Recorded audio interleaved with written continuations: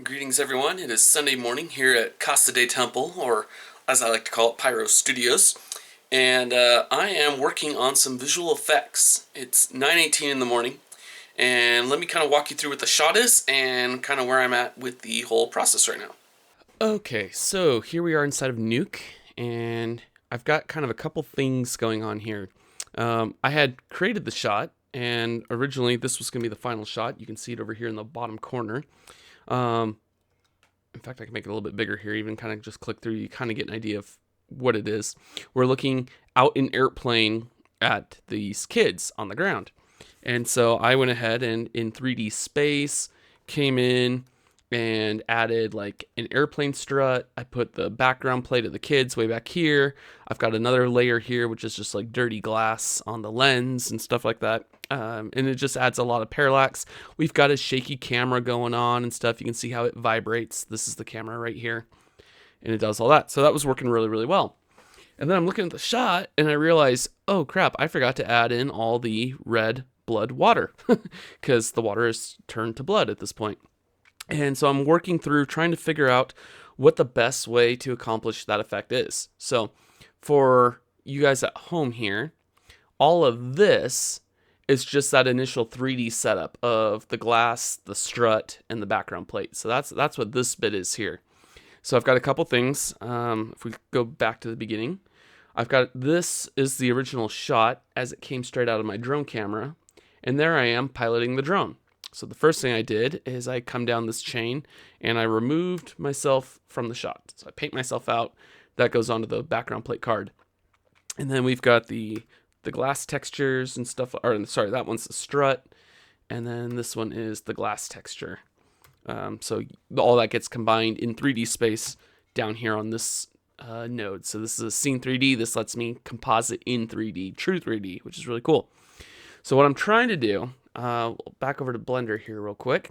I had a couple different ideas. One was last Thanksgiving, so Thanksgiving a year ago, I bought this river generator. And it's really cool, and it plays back like in real time here in Eevee and stuff like that. So I tracked the shot in Blender. I've kind of just quickly dropped in the river just as a placeholder to see if this is even going to work. But I'm not fully digging it. Like it doesn't work for what I'm trying to do, I don't think. I'm looking at it, I'm messing with it, and I just don't think it's going to go, because if I turn the river off, you can see this is what we're working with. There's just so much detail, so many rocks and things like that going on down here. I think I need a better way to do it. So what I'm settling on right now, and I haven't finished the shot yet, so I don't know what the final output's going to be or what the best method is going to be, but that's part of the fun of visual effects, is it's problem solving. It's trying to figure out how do I accomplish what I'm trying to do. So what I'm thinking right now is I went ahead and I took my plate, I branched it off, I did a 3D camera track on it. So bring the trackers up, you can see all my trackers. I set a ground plane for it, and then I created a separate 3D scene over here, and that's what you're looking at right here. So this is a separate 3D scene. Let me make this bigger for you. And you can see all my placeholders, but more importantly, we have the river down here at the bottom, and you've got all the trees and stuff. So this is the big tree in the foreground, and there's another tree on the other side, and that kind of a thing. So now that I have that laid out in 3D space, what I'm thinking I can do, I'm thinking I might be able to do so I did a camera track. I want to projection map a matte of where the river is going to be, like where I want it to turn red, onto a virtual card in 3D space. And then use that virtual card, it'll just be a black and white matte, use that to drive the color correction that would change the water into blood. Because in my trailer, I actually have a version of this. All right, and if we scroll through here near the very, very end, yeah. So what I did here was essentially just that. Now, this was a 2D track because it's only a nodal shot. The camera's not really moving a whole lot. So I just painted a black and white mask and then used that to drive the effect of the water turning to blood. And I think it looks pretty good. It works pretty well. And so I might try to use that same concept now over here. So I project a black and white mask onto geometry that matches the scene, and then use that to drive the color correction mask. So I know it sounds a little convoluted maybe and a little complicated for those that don't do visual effects, but I think it's gonna be the fastest, easiest way to go. So that's what's up right now. That's where I'm at, and this is how I'm spending my Sunday morning. And at the end of the day, the real reason why I'm sharing all this stuff with you guys is because I do want to kind of demystify the process a little bit. I've learned a lot about visual effects in the past 12 years since I did the first Leap movie. Actually, that would have been 13 years now. I've learned so much since I did that through working on another big project called the Days of Noah series. If you guys have seen Days of Noah, I'm one of the guys that did the visual effects for that. I'm one of 2 people on the entire post-production team. And I learned a lot doing it. That's what I'm trying to say. That's my roundabout way of saying I learned a lot on that project. And now I get to apply it to my movie, which is really, really cool. So we're using Nuke. I learned Nuke for Days of Noah. And so now I get to apply that to this. And I mean, this is the life of an independent filmmaker. You know, it's 9:30 on a Sunday morning.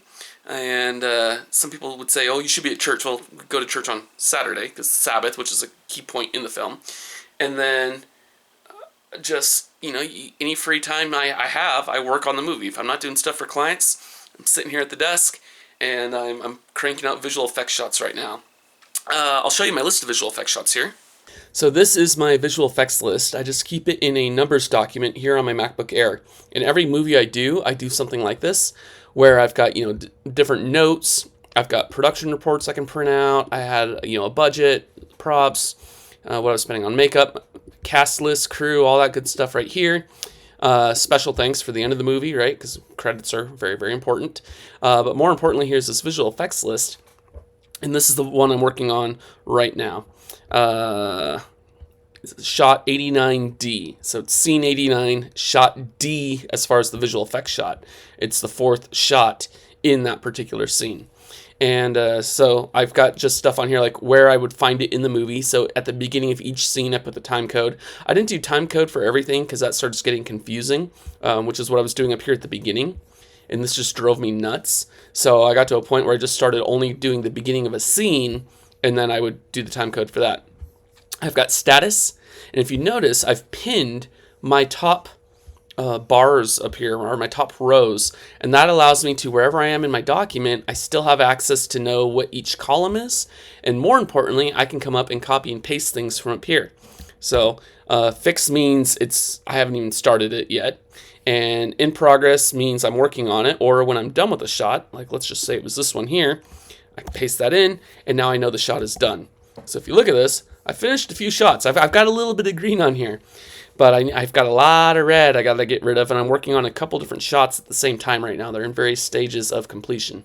So this is just how I keep track of where I'm at in the project and what I still have left to do. I've got little random notes up here. I've got 304 gigabytes of stock footage. I've got 4,963 visual effects elements on my hard drive. And when it comes to sound effects, same deal. I got 75 gigabytes of sound effects for a total of 17,288 sound effect files. And that doesn't count the Foley work that I'll end up recording, you know, later on down the road. So, yeah, super cool. This is how we stay organized. And that concludes our look at my Sunday morning working on Leap, A Tale of the Last Days. Today's December 3rd, 2023. I'm hoping to have this done by springtime, so I've got a lot of work ahead of me to do. I don't know if I'll get this done by spring, but I'm hoping, fingers crossed. You know, I'm hoping for like mid-May, somewhere around there, to shoot for as a release date. And I'll start refining that as we get closer. I still have the sound mix to do, I still have the color grade to do, and all the visual effects. But I can't do the sound mix or the color grade until I do the visual effects. So it's kind of, you gotta make sure you hit these things in order. The other thing I have to do too is figure out music and compose it. And I'm not much of a composer, so I'm learning that as I go. And if you liked the music in the opening scene that I posted over a year ago, I'll link to it in the description below. I did that myself. I composed that myself, and I think it turned out pretty good. And it gives me hope that I might have a shot at composing and scoring this movie and making it work the way it needs to be. So thanks for watching. Like, comment, subscribe if you want to see more, and we'll see you on the next update.